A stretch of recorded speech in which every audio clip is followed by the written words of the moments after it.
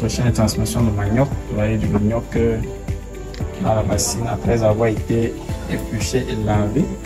Vous voyez le gabarit de nos maniocs en Afrique. Donc si vous avez la râpeuse de manioc qui vous a été présentée récemment, la presse hydraulique acrylique, des broyeurs à pâte de manioc, un broyeur à sec, et vous avez enfin là-bas un déshydrateur électrique. Et pour finir, vous avez ici un torréfacteur électrique. Là, nous allons procéder au test de fonctionnement des différentes machines.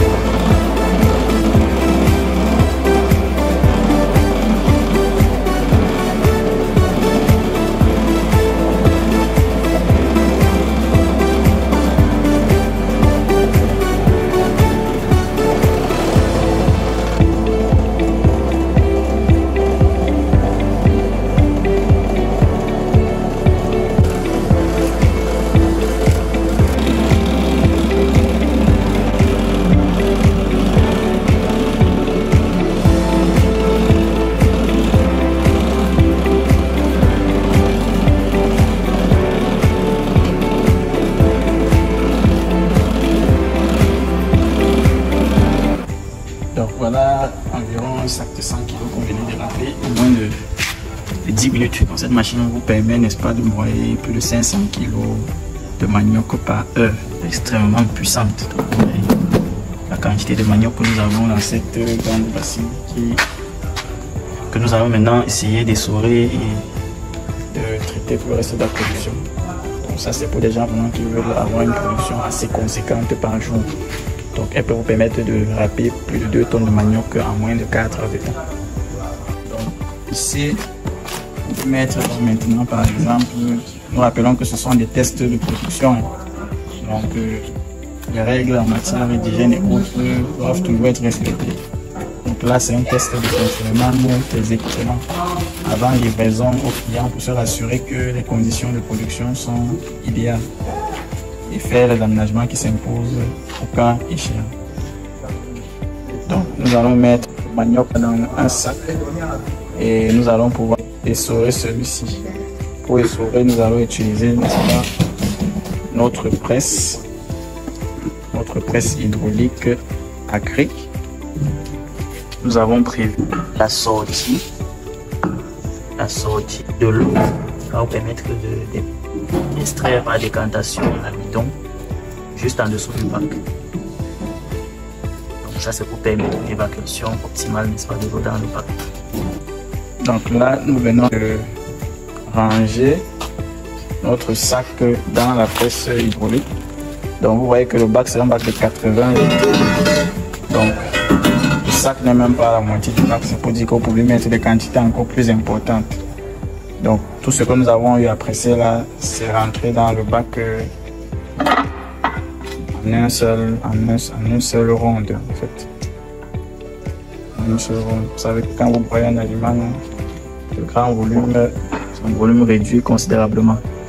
Donc voilà l'eau du manioc râpé, et vous constatez que en la laissant décanter, vous voyez le foam qui est en train de se former, qui va se solidifier plus tard. C'est l'amidon.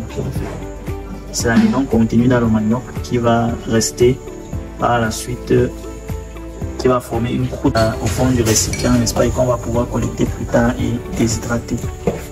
Donc il faut toujours avoir des dispositifs comme ça pour collecter, n'est-ce pas, l'eau après essorage. Donc là nous montrons notre cric, c'est un cric de 32 tonnes qui va nous permettre de retirer la quasi-totalité de l'eau contenue dans le manioc. Dans cette phase, on peut retirer jusqu'à 40% de l'eau contenue dans le manioc. Et le déshydrateur pourra retirer, n'est-ce pas, l'excédent pour avoir un aliment sec entre 12 et 14%. Ça maintenant, nous allons procéder à l'essorage. On presse complètement.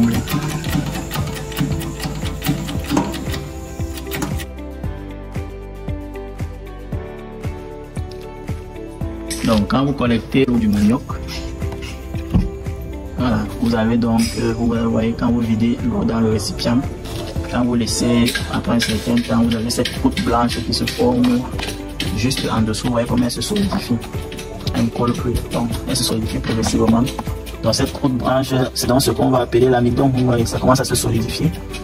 Donc, plus tard, vous allez donc pouvoir la racler et la sécher.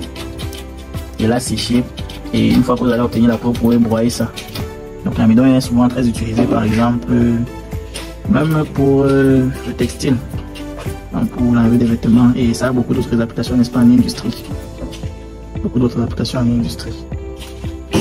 Donc, voilà déjà un dérivé que vous pouvez avoir dans cette chaîne, qui est juste comme un rébut, n'est-ce pas, de l'opération des sourages. Ça, c'est le sac après compactage. Donc, vous voyez comment le manioc est correctement compacté.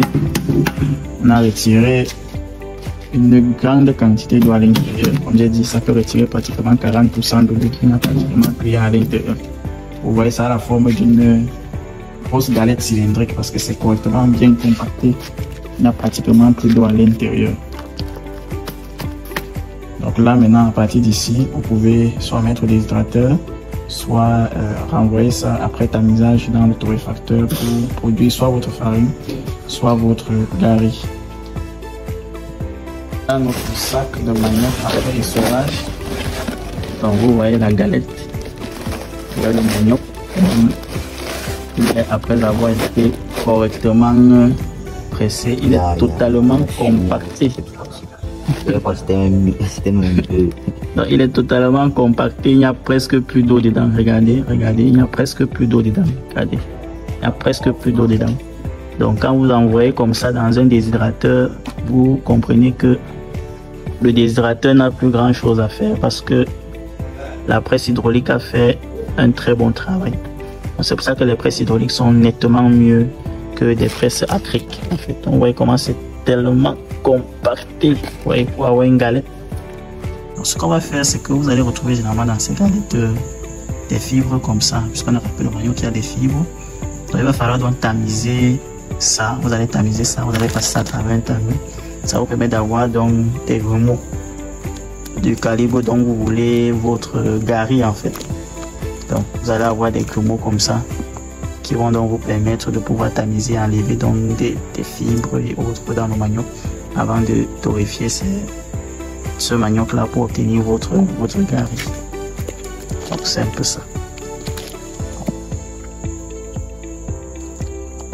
Bon, maintenant lorsque vous voulez plutôt faire de la farine, vous pourrez tout simplement tamiser aussi et par la suite déshydrater directement. Tout comme vous pourrez toujours déshydrater avant de tamiser, mais c'est toujours mieux de tamiser ensuite déshydrater. Maintenant nous allons tester cette machine qu'on appelle un broyeur à pâte de manioc. Ça c'est pour faire les bâtons de manioc. Donc généralement vous allez tremper le manioc et une fois fermenté, on va donc pouvoir broyer notre manioc. Donc là vous avez du manioc que nous avons laissé fermenter et nous allons donc pouvoir le broyer, n'est-ce pas, pour pouvoir obtenir la pâte qu'on utilise pour faire des bâtons de manioc, du chikwang et autres, j'en passe. Du manioc fermenté qu'on va écraser. Il y a des petits sacs en jus comme ça qu'on peut monter, n'est-ce pas, pour faciliter la collecte de l'aliment. Et j'ai aussi des problèmes d'étanchéité, surtout avec des broyeurs secs pour éviter la dispersion de poudre partout dans votre sac de production. Nous allons broyer.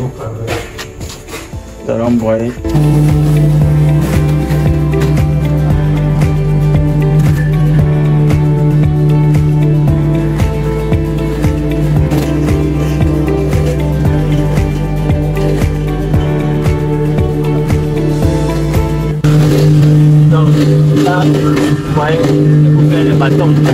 Alors ça vous broie correctement le manioc, même avec les fibres très peu,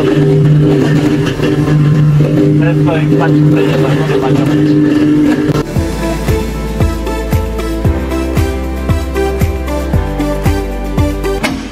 Vous voyez par exemple, voilà notre pâte de manioc pour faire des bâtons.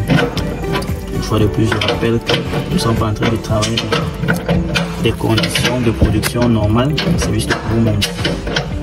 Donc là, vous avez la pâte de manioc fermentée, les bâtons de manioc, les tubercules de manioc qui ont été fermentés et qui ont été brûlés pour obtenir la pâte, n'est-ce pas, pour faire les bâtons de manioc.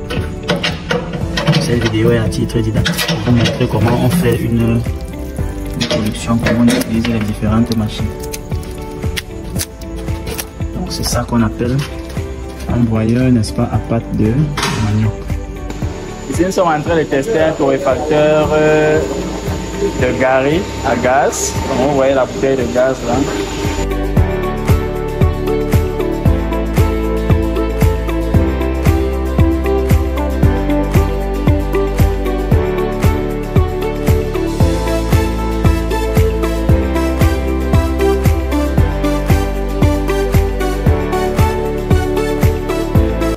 Nous sommes en train de tourner actuellement environ 25 kg de manioc pour faire du tapioca.